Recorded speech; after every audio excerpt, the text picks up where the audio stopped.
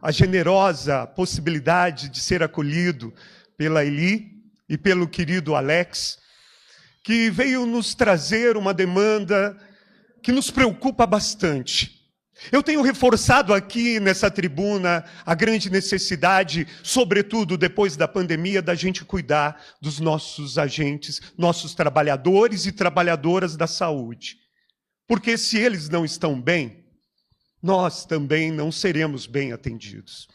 No entanto, aquilo que a querida Eli, o querido Alex nos relatou, foi um certo grau de indiferença e que a gente precisa investigar acerca disso. Fato é que na sexta-feira, a visita aconteceu na quinta e na sexta nós fomos até o ISF do Justino para verificar como está sendo atendido, o horário, a carga horária e, sobretudo, nós políticos e qualquer outro funcionário público tem que ter aquela ideia de uma empatia de que você não está servindo a pessoa, você está servindo a coletividade.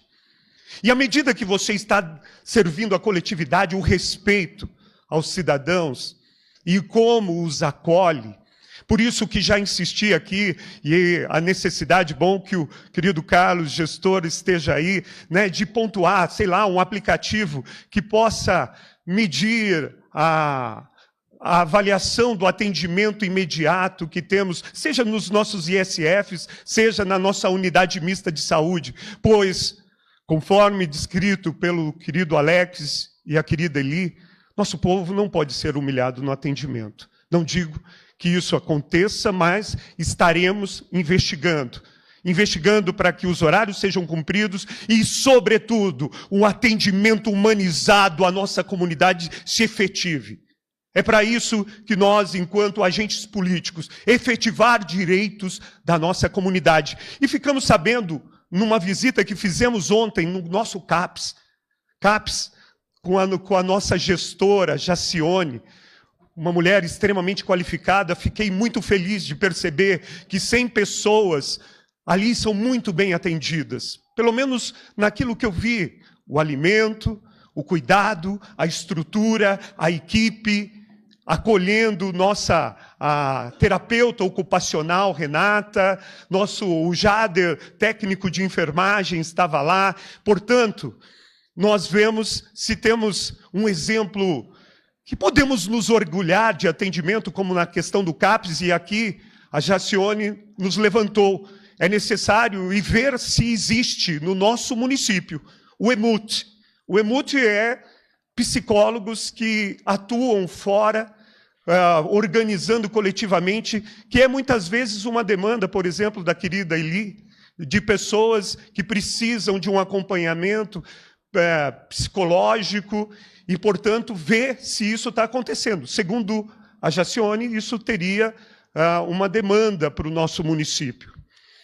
Venho aqui também pontuar que hoje estava marcada uma audiência, uma reunião nossa com a Artesp, mas era para ter sido ontem, mas foi hoje, e aí eles cancelaram hoje. Eis a dureza da luta por um direito de um transporte intermunicipal decente. Temos assistido nas redes sociais e a nossa população tem dado reflexos disso, do quanto que a exclusão da mobilidade urbana tem afetado a saúde mental dos trabalhadores em nossa comunidade. E isso a gente está tentando, interpelando. E aqui foi ao Viçareiro, né, que há 2 semanas atrás tivemos uma reunião em que o nobre deputado Eduardo da Nóbrega assumiu isso e afirmou em entrevista que, olha, ia se resolver acerca disso, ia ter, inclusive, uma integração. E eu acho que isso já está começando a dar efeito, porque hoje o Marquinhos do táxi falou que tinha um agente da Artesp ali na nossa rodoviária. É isso. Precisamos gritar. Precisamos espernear muitas vezes, mas não podemos nos omitir ao ver a nossa população sem a mobilidade urbana que tanto merece, com os nossos direitos sendo arrancados a uma canetada, como foi a nossa linha direta para a Grande São Paulo, quando logo depois da pandemia, a linha Juquitiba-Tietê foi extinta em uma canetada. Portanto, continuaremos cobrando. E por mais que digam que eu vivo no mundo da lua, não, eu vivo no mundo dos dados, da realidade da nossa sociedade. Portanto, sejam mais honestos e não me confunda. Portanto, tivemos uma visita aqui também da querida Nadir Vasconcelos, conselheira de Miracatu, que pontuou uma necessidade que é a necessidade de lá, da região onde a comunidade, muito semelhante às nossas, a necessidade da gente começar a lutar por uma AME, um atendimento médico de ambulatório especializado, que tem aí mais de 14 especialidades, inclusive para a gente enfrentar esse descaso do governo Tarcísio, que inclusive trago aqui. Muito daquilo que tem acontecido no nosso município, às vezes, não é culpa do nosso prefeito, não. Não é culpa da nossa gestão local, não. Aqui aponta, a Associação de Municípios Paulistas tem revelado que em 2022, 63 dados, não é lua não, tá? Dados. 63 municípios estavam arrecadando menos do que podia. Hoje, já são 319 em menos 2022, agora 2025, os municípios estão arrecadando menos e estão tendo menos contribuição do Estado de São Paulo nas obrigações da saúde que ele tinha. Vimos agora, em abril, foi cortado o nosso exame, os exames e ISFs, que só aí já remunerou o nosso orçamento em quase R$500 mil por ano.